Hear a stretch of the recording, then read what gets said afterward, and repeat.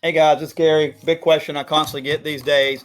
Multiple offers coming in, offer rejection forms. How in the world do we handle that? Do I have to really send an offer rejection form on every one of these multiple offers? So let's take the scenario 30 offers comes in on your house. That's not unheard of, unfortunately, in these market conditions we're in right now. But 30 offers come in. Your client has decided to accept offer number one without even countering it.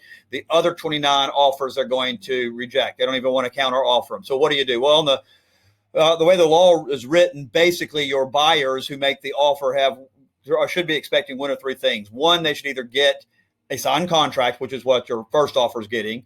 They should get a counter offer, which no one's getting, or they should get the offer rejection form. So that tells us that 29 of these offers are going to have to get this offer rejection form. So what offer rejection form do we have to use? I have seen a lot of agents in our industry are sending emails out saying, hey, rejecting your offer without counter. That is not acceptable. The law requires you to use the form that is promulgated by the South Carolina Real Estate Commission. The commission has the right to assign that job duty of creating that form to the Realtors Association, which they did. As I understand it, happened before I was on the commission. And there's a form, and I believe it is South Carolina Realtor Form 314.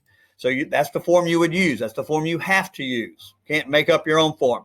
So at the open meeting we had in June or July, I believe it was in July, when we were discussing this issue, it was suggested that what an agent might want to consider doing is on this form where it says written offer from blank buyer in the amount of blank for the property located at was presented to the seller on blank date, and this offer is being rejected without a counter. That perhaps a way of handling multiple offers would be written offer from multiple buyers or various buyers in the amount of, and the dollar sign area, put the lowest offer and put that number and up. So we could put written offer from various or multiple buyers in the amount of $150,000 and up for the property located, and you list the property address. And then you can, and where it says was presented to seller on blank date, you could actually put the date range. And that would be the best way of doing it. Now, I'm giving you this advice as a lawyer and not as the real estate commissioner. So I don't know how the real estate commission would actually rule on it, but based on that open hearing in July, it seemed to be that wasn't how a lot of people felt that was the safest way of doing it. So what you would do then is take that form, and then you would email that. You email it to yourself, and under the BCC, the blind carbon copy, is you copy all 29 agents, and you say, enclosed, please find the offer rejection form. I think that would probably satisfy the rule. I don't know.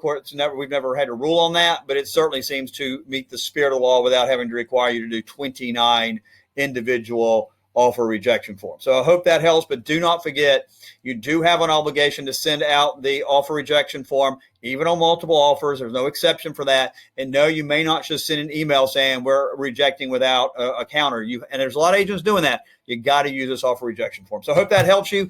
This week on our podcast, Jason Compton, real estate agent at Coldwell Banker here in Lexington, he shares the most amazing event that happened to him a few years ago, where he was showing a client a house who pulled a gun on him, threatened him, his family.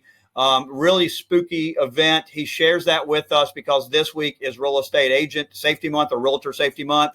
And so September is a good time to revisit what happened to Jason. He talks about what he did right, what he did wrong, how he maintained his composure and was able to talk his way out of this very dangerous situation. We also talk about all the stats from the annual report that National Association of Realtors provides us about how many agents are being attacked and how they feel unsafe and what methods they are doing to protect themselves. So it's definitely a podcast you want to listen to. And it does go a little bit over 30 minutes because it is super, super important. So y'all enjoy that podcast. You can click the link below for it. Thanks, guys. Y'all have a good weekend.